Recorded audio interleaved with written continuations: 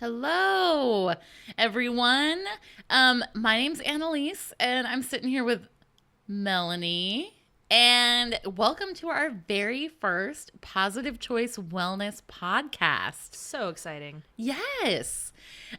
We've been wanting to do this for you guys for a long time, and today is our flagship day to do this. I know. We've been waiting for like 2 years to get this launched. So exciting. Yes. So, just to kind of let you guys know, we are doing this to answer your questions every week. So, what we want you to do is go to our website, which is at positivechoice.org. And if you click on Contact Us, you will be able to send us in all of your questions, all of your comments, and then we'll answer them in future podcast episodes. Yeah, so it's not live interactive, but we'll be able to answer your questions. Obviously, personal information should be kept anonymous, so we're not going to answer private medical questions. Yes, this is going to be public, so we're not going to be able to answer any personal medical questions, but you can always contact your provider. You can go to kp.org, or you can make a one-on-one appointment with one of our specialists via the website or calling our main number, which is 858-616-5600. So exciting. So today's kind of an interesting topic because obviously probably by the time you guys hear this, the pandemic's probably still going to be going on. This is the year of 2020, the COVID-19 pandemic. And, you know, a lot of things have been coming up as far as what we do with our jobs because I am an exercise physiologist and nutritionist for Positive Choice. Anneliese is also the same.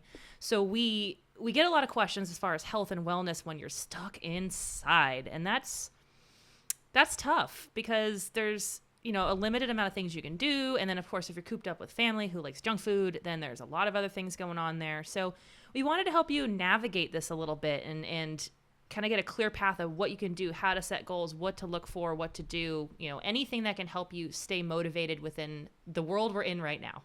Absolutely. And I think that is one of the things that you and I have both run into with talking with all of our patients and all of our clients is how do we stay on track? How do we create some kind of structure in this new world?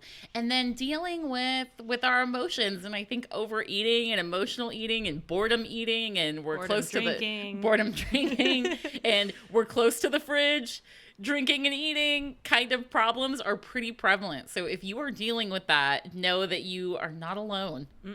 You're not alone at all. And that's, like, as exercise physiologists, we're not pristine examples of health all the time. We too struggle with things just like everybody else. So we get it. We're here with you. We understand. And that's what we're here for today, is to kind of help you get your life back into what seems like somewhat of normalcy, and help you create structure in a structureless world. That's our plan today. I think that's so well said, because really it is structure. Structure works really well for us human beings. And when we lack that and we can't implement it, then suddenly we're just kind of like flailing in the water. Yeah. And, you know, one of the things I noticed too with the beginning of the pandemic, because like I got back and it was just a whirlwind because I came back from being out of town right when we locked down. And where were you? I was in Spain when they should have been locked down, but they weren't yet. So, you know, it's kind of interesting how when I came back and was immediately put into a 14-day quarantine. So my life was kind of turned upside down on its head. I didn't really know what to do. And a lot of it was just turning to food and even alcohol at times, not abusively, of course, but I was a little bit more forgiving with the things I was allowing myself to do. And just coping, really, was coping with this new thing of I can't go to the gym. I can't go out and see my friends. I can't go see my family. Like there's things that I can't do now. That was my life, and it was really tough. And I found myself turning to food a lot and letting myself eat whatever I wanted to feel not sad. That was my goal, just not sad. Absolutely. I think no matter what, just being in this kind of like unsure place, we don't know when we're going to be able to resume normal activities. And it's fearful when you go out because it is an invisible threat. And so that causes stress no matter what, whether you're actively feeling it or not. I think everybody is under some level of stress right now.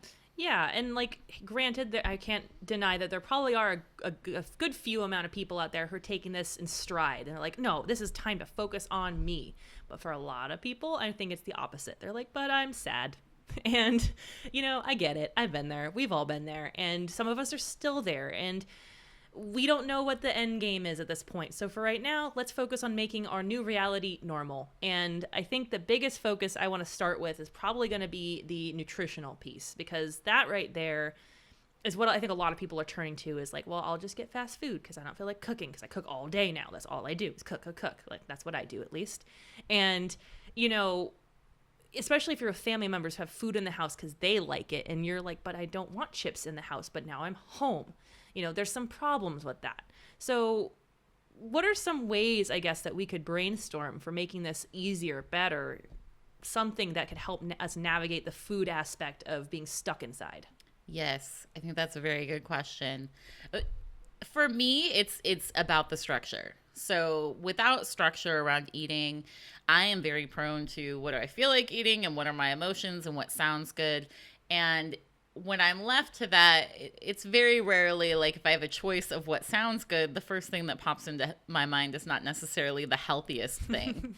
So having some kind of structure around what am I going to eat, continuing with the meal prep. If you were doing meal prep before the pandemic and that worked, that means that works for you, and lean into that and continue with some of the habits that worked before. Absolutely. And that's something that I do a lot that really helps, because I'm one of those people, if I don't have a lunch ready for myself that day, I'm going to go find something to eat that's not in the house. I'll go out and get fast food. I'll do something that's convenient. Driving through a drive-through is convenient. And meal prepping is great because you can make a whole bunch of food at once. I like to make my own mini frozen meals because back in the day, many times when I would go through my trying to eat healthy phases, I would buy a bunch of those healthy frozen entrees you can get at the store. And I'm like, well, I can just do it myself, and I can control all those ingredients. So I know what's in my food rather than guessing what a monoglyceride is or something, Exactly.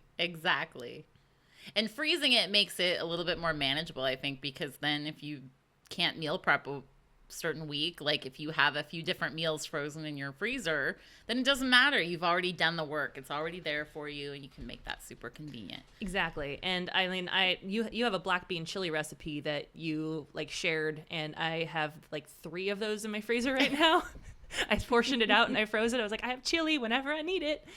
I have the same thing. I put it, like, I make a gigantic thing of black bean veggie chili, and it goes into little plastic bags, and I microwave them as needed. Yep. It's great. And I've done that. I make like enchilada casserole. I make it very light. I don't add too much cheese, lots of vegetables. So I kind of try to get as many healthy things as I can in and freeze it. So I just don't have an excuse. I can't go, oh, I just don't feel like cooking tonight. Well, I have enchilada casserole in my freezer. I don't have to think about cooking. It's ready. So that's always a big help is having things prepared and ready that you can just grab and go. Even if you're not going anywhere, it's just grab and microwave, something that just makes your life more convenient in an inconvenient time, or inconvenient. That's inconvenient. It's not a word. We'll go with it. It's fine. We know what you meant. Yeah, I try my best. I think it's also worth mentioning the correlation between eating junk food and how we feel mentally. Oh, yes. Right? So if your blood sugar is all over the place, if you're eating a lot of processed foods, if you're eating a lot of junk, those are highly associated with depression, anxiety, poor mental health. And so if we're already under stress, if we turn to these coping mechanisms that actually lead to our body chemistry being a little bit off, that's not helping either. So sometimes just having that good nutrition on top of the self-care affirmation that comes from preparing yourself food. Oh, absolutely. Right? I'm worth the time that it's going to take versus I don't want to take the time to make food. Yeah. And, I've met so many people who are like, well, I don't like cooking. I don't like making food. I'm like, what do you think they did back in the day before drive-thrus existed? That's something you got to think about. Everyone kind of had to cook. So as inconvenient or as unfun as it may be, optimal health usually is where it starts in the kitchen. That's where optimal health really comes in. It's you can't it's really difficult to do the fast food health thing. Like, you can Oh. find it, but temptation's there. You can't just say, oh, I'm going to go to, this one drive-through and get the salad, but, oh, there's a burger. That sounds good. Yeah. No, you don't send an alcoholic to a liquor store to buy water. No. So if you're trying to get healthy, do not try to make your way around a fast food menu, which, by the way, like, I always think fast food, it's so junky. Mm-hmm. I mean, yeah, there are certain chains that are probably better than others, but for the most part, it's full of preservatives and chemicals and stuff. It's not whole food. That and, like, the process of deep frying everything, that in and of itself creates trans fats, which, if you're unfamiliar with trans fats, that's bad. They're real bad. They're, like, super bad. They clog your arteries. They cause no benefit to the human body. And when you deep fry stuff, guess what? That's why it doesn't rot when it sits under your car seat for a year. It just stays the same. It's because it's trans fat. It's not. It's hydrogenated oil, and that's what you create when you fry things. And that in and of itself is real bad. That fry that's in between your glove box and your seat. You're like, oh, wonder what year that's from. It looks the same. You can't tell. It does look the same. Mm-hmm. No mold, no nothing. It's petrified, preserving that year in its pristine glory.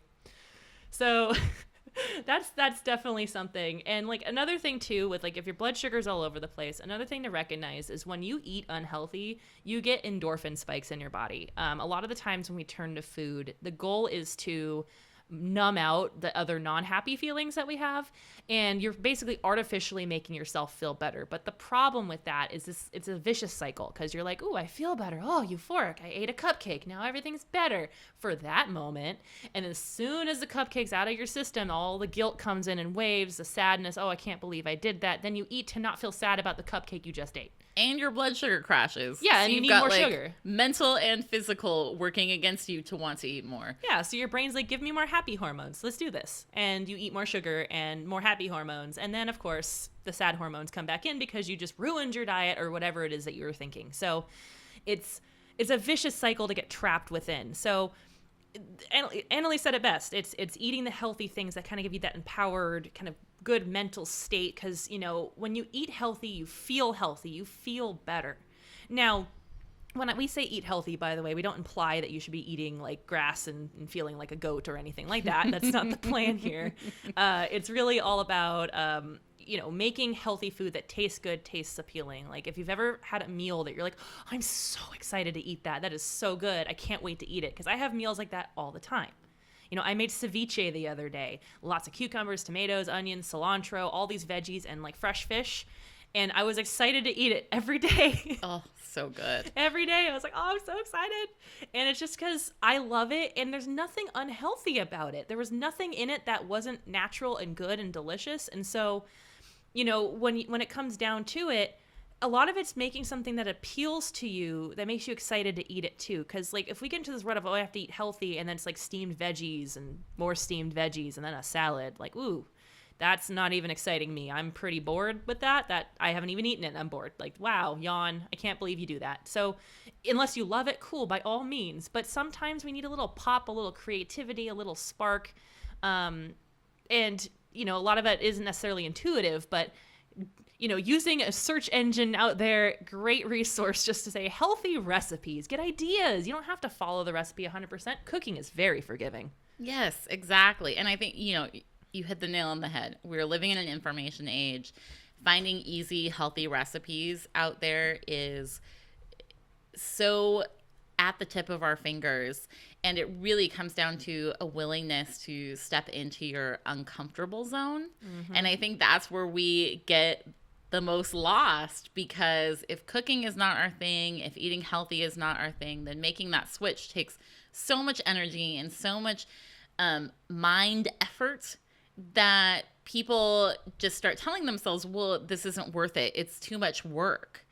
And the reality is that you're kind of climbing a hill when you're taking on a new skill, and healthy cooking is a new skill. Very much so. It's not easy to do. No, it's not easy. So it's going to take time and it's going to take effort. But the good news is that you will get to the top of that hill, and then it becomes easier and easier and easier.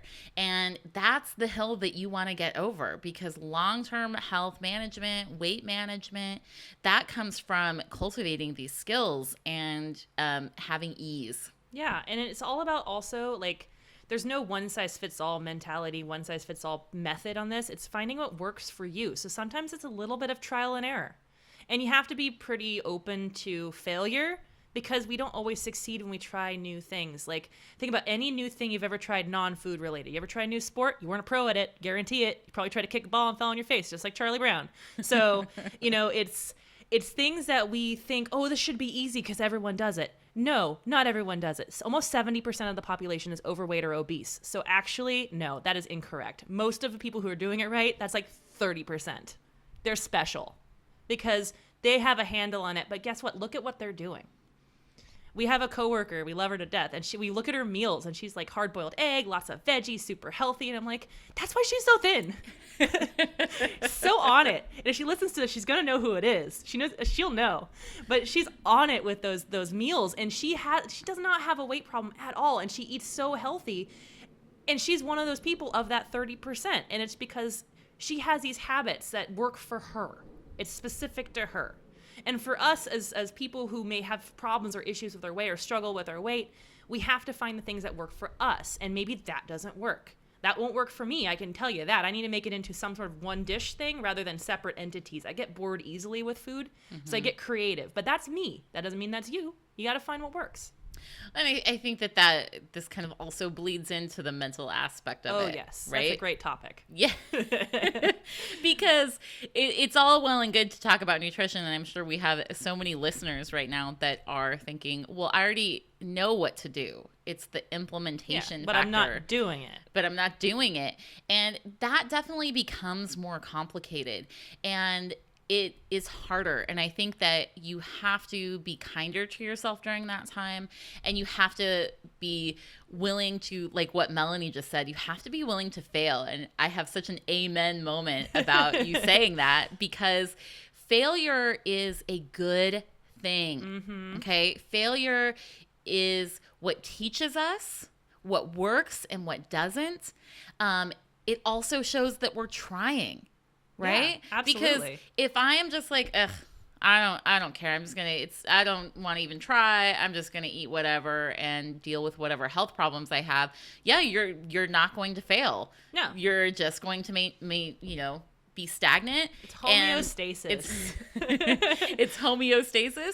But failure is part of learning, and it's part of life. And I think that we should kind of embrace it a little bit and be like, okay, I failed at that, and what can I learn from that and move on?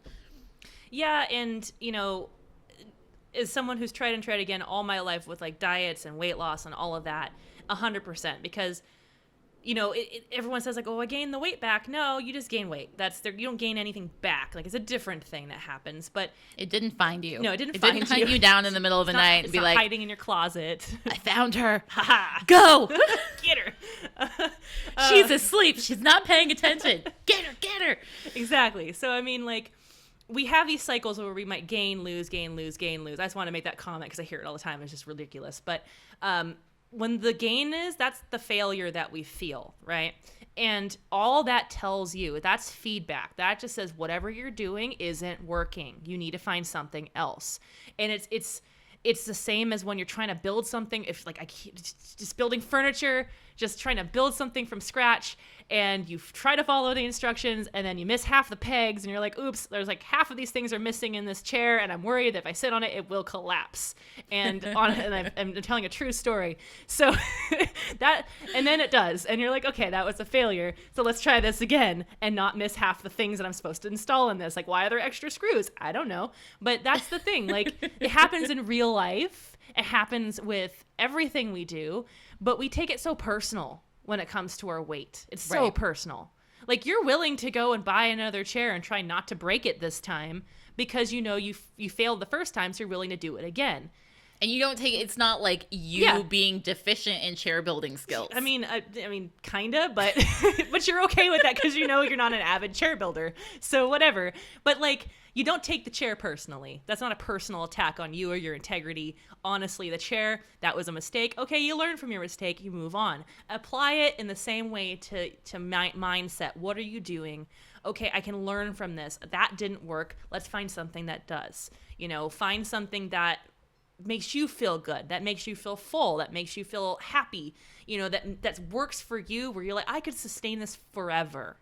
Because another thing you have to think about is, can you do it for the rest of your life? Because whatever works must be a lifelong journey. It can't be a one and done. There's no such thing as, I lost the weight, I'm free, and then go eat whatever you want. Because the problem is, your body doesn't work that way. Right. And weight is a symptom. Mm-hmm. I get very flustered when, I'm listening to media or reading articles or, anything where they're like, oh, weight causes this. Obesity causes diabetes. Obesity causes I high feel the same way as you, blood pressure. Flustered. Yeah, that is not the case. No. And I think that gets us lost in this forest, because obesity is the symptom, the same way type 2 diabetes, the same way high cholesterol. These are symptoms of behaviors. Absolutely. Right? So if you lose a bunch of weight and then you gain it back, it didn't come out of nowhere. It came out of months and months of behavior. Yeah. And so if we focus on the weight and we think it's the weight that's the problem, then we miss all the things that we're doing to contribute to the weight, and then we miss our opportunity to make changes. Yeah. Yeah. And that kind of brings us into and I'm glad you brought that up, because I see this all over the media too, where they're like, they're overweight, so they're not healthy. It's like, that is absolutely untrue. Absolutely 100% untrue. Firstly, you're not defined by your weight. And also, secondly, it's better to be overweight and in shape than out of shape and not overweight, normal weight. Right. It's always better to be in shape. Like, exercise has such a massively healthy impact on your body. If you don't exercise, that's where all of these symptoms come in. The cardiovascular disease, the high blood pressure, all of those negative associations with weight gain, a lot of it is just from inactivity. Mm-hmm. Sitting is the new smoking. It's a popular statement because a lot of the same things that happen when you smoke happen when you sit. And that's why they call it that, because it's the same issues that you get from one or the other. So, weight doesn't have anything to do with it. It's the healthy habits that you have. Yes. That's the biggest factor. And exercise definitely, which segue, woohoo, segue into that one. But exercise is definitely a significant part of being an overall healthy person. And when we're stuck inside, that I think right there, my whole issue right now is I don't have weights. I don't have exercise equipment that is my ideal. I want a squat rack. I want heavy stuff. And I don't got it. I got resistance bands and a BOSU. That's it. Yeah, I think that is something that we're all struggling with. We've all had to recalibrate. And I know you've heard it from a lot of our patients, and I hear it too. There is a definite frustration of, I used to go to the gym. I had my healthy habits set with the activity, and now I can't go to the gym. And so I am sitting at home doing nothing. I hear it all the time. And this is the worst thing that you could do for yourself right now. Yeah, absolutely, 100%. When we're talking about mental health and physical health, mental and physical, the whole shebang. Exactly. It is non-negotiable. Mm-hmm. You need to get out of your house. You need to be outside at least once a day. Yes, you don't go crazy. and you need to get, I'm going to say 30 to 90 minutes of exercise every day. And when I say exercise, I don't mean it has to be boot camp style, high intensity exercise, but you need to be moving for about 30 to 90 minutes straight every single day. Yeah. And if you can't get it 90 minutes all in one go, you can at least do 30-minute increments, even as little as 10-minute increments throughout the entire day. Just get up and move every so often. General recommendations for sitting is no more than 30 minutes. So if you're sitting for longer than 30 minutes, guess what? There you go. You've already been sedentary for too long. You must get up and move. That's why a lot of fitness trackers have this hey, you're not moving. Get up. And it's all about they call exercise meditation and motion, because it's sort of, you don't have your mind on whatever's going on in the world, whatever's going on in your life. You're more focused on what's going on in your body. You're like, this is hard, or whatever it is you're doing. And we focus more on how we're feeling in the moment with the exercise rather than everything else.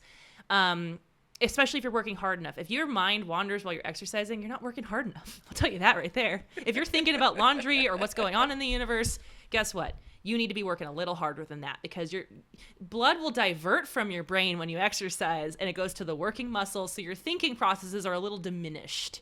You'll have the quick reflexes to like avoid a car, but generally you're not going to have these long tangential thoughts that you would normally have. I don't know. I get that when I'm out like running or walking long periods, I almost feel like I get clearer. I get a clearer head. I get perspective on things that I didn't have before. Now, I could not read a book. No. Right? But I think like that's a little bit part of the meditative process of that too. It could be. I mean, I guess we're all different in that respect, because like I don't find myself thinking about stuff like that. Like it's usually I think a lot about myself in a weird way, not a selfishly like, you know, conceited way, like, ooh, I'm so great, like, ooh, look amazing I am. No, it's more of like, you know, I'll think about like, oh, I want to make That's this. okay too, by the way. Well, absolutely. It's a confidence thing. I don't think that way. I wish I did. But it's really, I think more of, you know, how could I better this? What could I do next time? Like, I think and plan for what I'm doing in the moment. I think and plan maybe for foods that I'd like to make. You know, I think a lot about stuff that's pertinent to the activity that I'm in the moment of. Although I will say, if I'm doing yoga, that for my mind is nowhere else but whatever the heck I'm contorting into in that moment. So I guess it depends on the activity.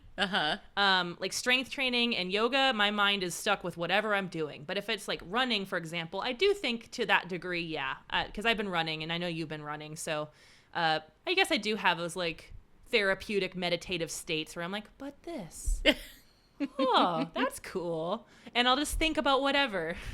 I'm finding this really fascinating because we have also had previous discussions about this whole idea about having an inner dialogue. Oh, yeah. I don't have an inner monologue. I don't. I'm a weird one. Yeah, I guess monologue, not dialogue. But yeah, so this shocked me when I read this because I have an inner monologue. I think to myself all the time. I think in complete sentences. I have whole conversations with myself. And then I asked Melanie, and she does not. Nope. I don't know what that would be like. It's very odd. And I guess we're both like, well, you're weird. I can't understand. So this is like very interesting that like this plays out too with in the exercise. Where our brain goes when we're exercising. I thought you were going to bring that up. She's like, oh, Melanie's the weird one. She didn't have a monologue, because I guess a lot of people do. And I'm that odd man out where I'm like, nah, I'm this here. No, I think a lot of people also have the lack of inner monologue. Maybe. Which, if you guys are listening and you feel like chiming in, email us and let us know. Do you have that inner monologue where you talk to yourself, where you could like stand in the mirror and have a whole conversation with yourself? Or are you the lack of inner monologue and don't? It's kind of hard to explain how it is when you don't have one, because mine's like pick up cup. Like I don't even think it. I'm just like, right. I just know I want to pick up the cup. It's just a knowledge thing. It's weird. I don't know how to explain it. I think maybe it's like more abstract versus linear, right? So I'm thinking like it might be like more pictures. It might be just more like abstract thought versus the inner monologue is more like start to finish. Yeah, no, that doesn't happen. Yeah. Whatever the case may be.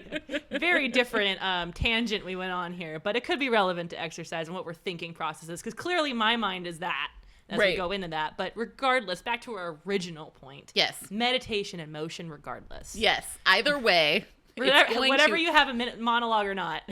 Either way, it's going to calm your mental state to get some exercise. Exactly. You can enjoy really random tangents periodically if you want. So this might be what they're here for. Yeah, exactly. And I think that's what they want, is this really bizarre tangents. But the main other thing I wanted to mention is like cardio. I feel like cardiovascular exercise, you know, doing the repetitious, you know, moving, walking, hiking, cycling, swimming, if you have a pool, lucky you, all that stuff. Those are the things that are going to bring your heart rate up, get you working, get you moving. They're not considered strength training, but you do want to do some form of strength training as well. Mm-hmm. It's on top of that. It's not mutually exclusive. You don't get to do one and like, nah, I don't get to do the other. That's not how this works. You have to do both. And the reason being is two things. One, building strength helps with activities of daily living. There's actually more than two reasons, but I'm only listing two. Okay. One is activities of daily living. You get to do stuff. more efficiently. So picking up heavy items are not as heavy now. Doing stuff around your house is not as daunting of a task. The other reason, of course, is you're going to be building muscle mass, which boosts your calorie burn. Woohoo! I know. You can eat more food. Like, I justify strength training with how many burritos I get to eat. So it's, I have to rationalize it in my head. I'm like, okay, this workout burned like 2 burritos worth or 1 burrito's worth. And I'm talking like not a crazy California burrito. Like, we're talking like the kind of on the healthier side. But if it's a California burrito, you know, that was a couple hour workout. Well, and also just touching on, it's not about the calorie burn that you're getting while you're strength training. No. That's cardio, right? You get burn in the moment. Yeah. Cardio is you burn X amount of calories during your activity. Strength training is an investment in your long-term metabolism. So the more strength training you do over time, the more volume of food you can eat. And that's a good thing, because if we're trying to maintain a low weight on just nutrition alone, your margins are razor thin. You're this like going off, you know, the deep end for a weekend or a birthday party. You will definitely see a weight gain because you have no room for error. And that's one of the reasons why strength training can really push that in there, with just upping your overall metabolism, giving you a little bit more leeway with your food. And fun fact, it helps build more cells in the body, specifically muscle cells, which means more cells to receive glucose. So it helps regulate blood sugar. If you're a type 2 diabetic, a very helpful way for blood sugar regulation is exercise, including strength training specifically. Yes. Because cardio doesn't build cells. Strength training does. So if you're not doing that, unfortunately, you're not going to get that. So things to think about, things to note. And of course, you know, it's a pandemic. So things you can do for strength training is pick up heavy items around your house safely, of course, good form. And if you have willing children, lift them up. They're fun. Dogs, if they're cool with it. Ragdoll cats are fine. You know, chairs. Like, we have these 5-gallon, 40-pound water jugs that we have in our house, and we pick those up for deadlifts. And we have resistance bands. You know, anything that adds resistance and weight to what you're doing. It's not just about you know, the number of times you do it. It's also the amount of resistance applied. And unfortunately, sometimes we're limited in equipment. I don't have strength training weights. Like, I don't have that. So we have water jugs, and we have bands, and then we have bottles and random items around my house that I've been picking up. And my husband's like, "What are you doing?" I'm like, "I'm doing squats." So you gotta work with what you got sometimes. And sometimes it's about getting creative. That's right. And if you guys are really lost and you want some direction, we have a ton of exercise videos for all levels, for all different, if you have bands, if you have weights, whatever you have at home. And you can connect to our YouTube page going through positivechoice.org. So always get, you know, some direction for where you want to go. Don't just be lost and not know what to do and then just like sacrifice, you know, your health for that. And in all fairness, we did like put ourselves in those videos, so like a little bit of a plug, but that's okay. Well, yeah. We're professionals. Come on now. We are. But it's about time. Okay. It's about time. That went fast. I know, it goes very fast. Yes, this is it great. does. It's a good chat. Good talk. Yeah. But we have a website, positivechoice.org. And if you want to have access to a lot of our awesome free services, we do have a Facebook page. It is Positive Choice KP. So if you go to facebook.com/Positive Choice KP, you can like our page and have access to a lot of our free videos. We have cooking videos, we have fitness videos, just tip videos, all that fun stuff. Yes, absolutely. So connect with us on social media, and remember, we are here to answer your questions. So if anything pops up for you, then go to our website, positivechoice.org, and click on Contact Us up at the top of the page, and type in whatever question you have, and then we'll answer them in future podcasts. Absolutely. But with that being said, hopefully everyone has a fantastic week. Fight those COVID blues, and we'll be back. Yes. Stay active, eat healthy, take care of your mental wellness. Well, have a fantastic day, everybody.